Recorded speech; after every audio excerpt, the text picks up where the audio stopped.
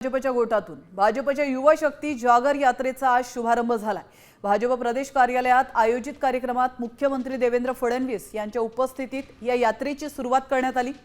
युवकांना संघटित करून पक्षाची ताकद वाढवणं आणि आगामी निवडणुकांच्या पार्श्वभूमीवर जनजागृती करणं हा या यात्रेचा उद्देश असल्याचं त्यांनी म्हटलंय। राज्यभर ही यात्रा विविध टप्प्यातून प्रवास करणार आहे।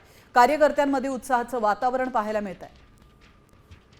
महाराष्ट्रामध्ये सामाजिक आर्थिक विविध प्रकारचे जे प्रश्न आहेत, ज्या लोकांनी या क्षेत्रात काम केलेलं आहे आणि या विविध घटकांमधली जी युवा शक्ती आहे त्या युवा शक्तीला जागृत करून या युवा शक्तीला राष्ट्रीय विचाराने प्रेरित करण्याचं काम आणि समाजाभिमुख अशा पद्धतीनं त्यांना दिशा देण्याचं काम हे युवा शक्ती जागर यात्रेच्या माध्यमातून होणार आहे।